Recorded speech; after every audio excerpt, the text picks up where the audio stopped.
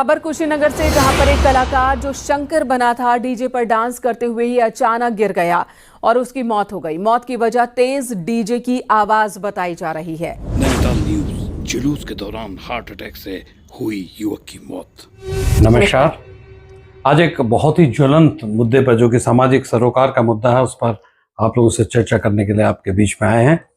और वो मुद्दा है ध्वनि प्रदूषण का, गीतिका। अभी कल ही की बात है, नैनीताल जिले के रामनगर शहर में एक धार्मिक जुलूस के दौरान बहुत ही तीव्र ध्वनि से जो डीजे बज रहा था, म्यूजिक बज रहा था, जिसके कारण ऐसा सुना गया है, पढ़ा गया है, अखबार में भी आया है कि ध्वनि प्रदूषण के कारण एक युवा व्यक्ति को दिल का दौरा पड़ा और उसकी मृत्यु हो गई। रीजन और भी हो सकते हैं, बट हाँ, ये भी एक रीजन था। नहीं, मुझे लगता है विमल यही रीजन रहा होगा, क्योंकि जो प्रत्यक्षदर्शियों ने बताया, जिनसे हमारी बात हुई है, कि उस तेज आवाज के दौरान उन्हें अल्लाह फसलन एक हार्ट अटैक हुआ। मैं इसलिए ऐसा कहने की स्थिति में हूँ कि अभी कुछ दिन पहले जब हम ट्रैवल कर रहे थे, गणेश चतुर्थी का अवसर था और जो जुलूस निकल रहा था उसमें इतना लाउड वॉइस था कि तुम्हें याद होगा कि हमारी गाड़ी के शीशे बिल्कुल कंपन होने लगा उसमें बहुत जोर से, और उसी तरीके से हमारी हार्ट बीट्स भी बहुत बढ़ गई थी। मैंने तुमसे कहा मुझे बहुत घबराहट हो रही है इस जुलूस से, तुम आगे निकालो, लेकिन जुलूस से आगे बढ़ना बहुत मुश्किल था।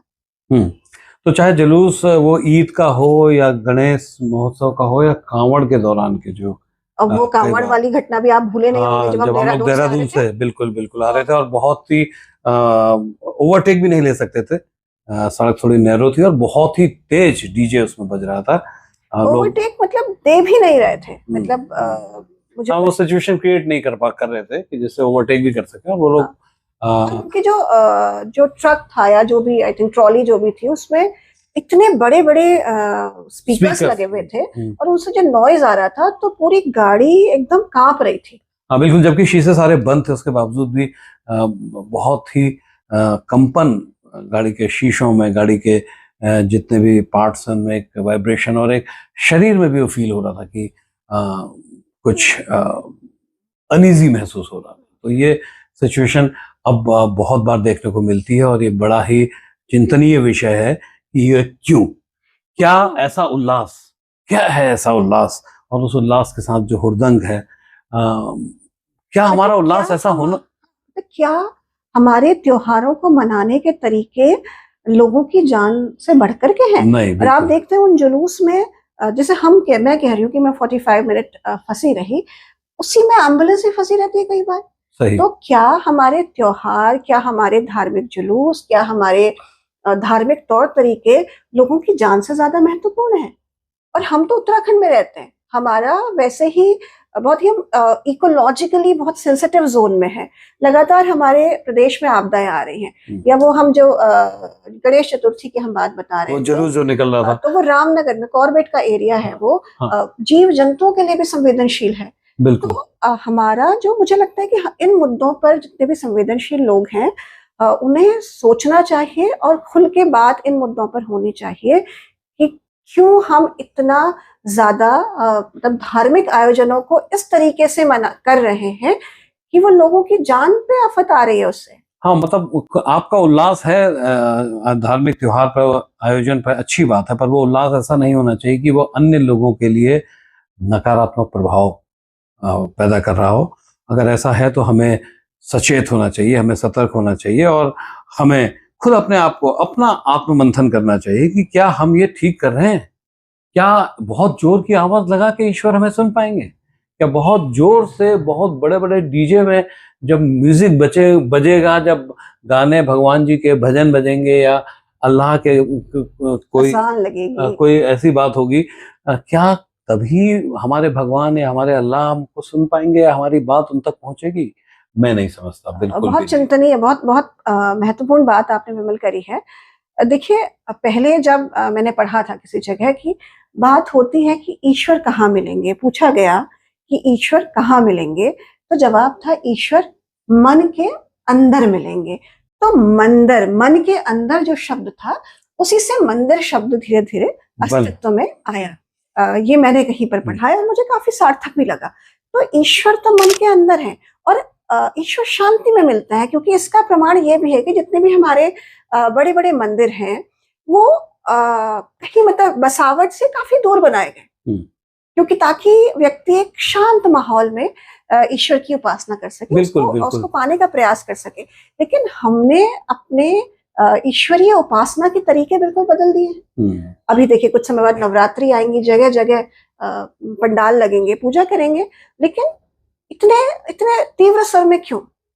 बिल्कुल, इसको लेकर के हमें सचेत होना चाहिए, क्योंकि छोटे बच्चे भी है घर में, बुजुर्ग लोग भी हैं, बीमार लोग भी हैं, और अगर कोई जुलूस जैसा आमतौर पर देखने को मिलने लगा है, बहुत ही तेज कान फोड़ू डीजे बजाते हुए गुजर रहा है, तो नहीं, ये गलत है, ये मानवता के विरुद्ध है, मानवता के खिलाफ है। और मैं आपको बताऊं कि मोटर वाहन अधिनियम की धारा 190 सबसेक्शन 2 के अंतर्गत ये एक अपराध है, जिसमें 10,000 रुपए का जुर्माना, और जो चालक है उस गाड़ी का जिसमें वो डीजे बज रहा है, जिससे ध्वनि प्रदूषण हो रहा है, उसके ड्राइविंग लाइसेंस को भी 3 महीने के लिए सस्पेंड किया जा सकता है, निलंबित किया जा सकता है। ये कानून की बात भी मैं आपको बता रहा हूं।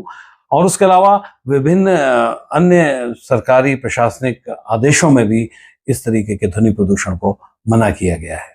हमें एक अच्छा नागरिक बनना चाहिए, एक अच्छा हिंदुस्तान को हमें बनाना है, हमें एक अच्छे समाज को तैयार करना है, और ये ऐसे जितने भी तत्व हैं या ऐसे जितनी भी बातें हैं जो हमारे समाज को नकारात्मक रूप से प्रभावित कर रही हैं, उनके विरुद्ध हमें बोलना पड़ेगा, हमें आवाज उठानी हमें पड़ेगी, आवाज उठानी क्योंकि पड़ेगी। हमें अपने देश की, अपनी पीढ़ी की, अपने पर्यावरण की, सभी की रक्षा करना हमारा दायित्व है। और मैं तो यही कहूंगी कि ईश्वर हमेशा मन के अंदर मिलेंगे, कभी भी वो बाहर नहीं मिलेंगे। और दूसरा, मैं एक थोड़ा टेक्निकली वैज्ञानिक पॉइंट भी बताऊं इसमें गीतिका, क्या होता है कि जो ये साउंड वेव्स हैं, आप गूगल करके देख लीजिएगा, ये यांत्रिक लॉन्गिट्यूड तरंगे हैं, जैसे साउंड का दिखता भी ना ऐसे ऐसे, जब आप व्हाट्सएप पे साउंड मैसेज करते हैं तो ऐसे ऐसे आवाज आ जाता है, तो वो जब बहुत हाई डेसिबल में होता है तो वो इतनी तेजी से मूवमेंट होता है उसका कि वो किसी भी सॉलिड, गैस या लिक्विड के जो पार्टिकल हैं उनको हिला देता है, छोटे छोटे कणों के अंदर कंपन पैदा कर देता है। और जो हमारे वाइटल ऑर्गन्स है, हमारा ब्रेन है, हमारा हार्ट है, हमारा लीवर है, हमारा किडनी है, ये इसको भी बुरी तरीके से प्रभावित करते हैं। वो जो हार्ट अटैक वाला केस है ये अभी अभी सामने आया है, लेकिन बहुत सारे केसेस ऐसे घरों में हो जाते होंगे जब इस तरीके की ध्वनि प्रदूषण सामने आता होगा, या वो लोग जो उस डीजे के आगे नाच रहे हैं, गा रहे हैं, वो नहीं समझ रहे हैं कि वो अपने स्वास्थ्य का बहुत नुकसान कर रहे हैं। इससे अवसाद पैदा हो सकता है, मानसिक अवसाद पैदा हो सकता है। ये ध्वनि तरंगें आपके मस्तिष्क को प्रभावित कर सकती हैं, आपके हार्ट को प्रभावित कर सकती हैं, आपको नकारात्मक रूप से आपके स्वास्थ्य को प्रभावित कर सकती हैं। इसलिए हम कोशिश करें, हम चाहते हैं कि हम ऐसे समस्त लोगों की काउंसलिंग कर पाएं, उन्हें समझा पाएं कि नहीं, ये सब मत करिए। ईश्वर को याद करने का, ईश्वर को पुकारने का, ईश्वर के पास जाने का माध्यम शांति के रास्ते से ही है।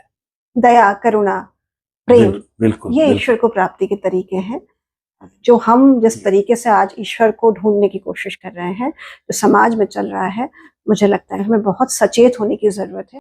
एक बेहतर संदेश हमें अपने समाज को देना है कि हम इससे बाहर आए और शांति में ईश्वर को तलाश करें। हाँ, और एक बात फिर यही कि हमें अच्छा नागरिक बनना है और अच्छे समाज का निर्माण करना है। हम खूब उल्लास के साथ, प्रसन्नता के साथ, प्रसन्नता के साथ, खूब उल्लास के साथ अपने त्योहारों को मनाएं, लेकिन ध्यान रखें कि हमारे उल्लास किसी अन्य के व्यक्तिगत जीवन को या सामाजिक जीवन को नकारात्मक रूप से प्रभावित न करें।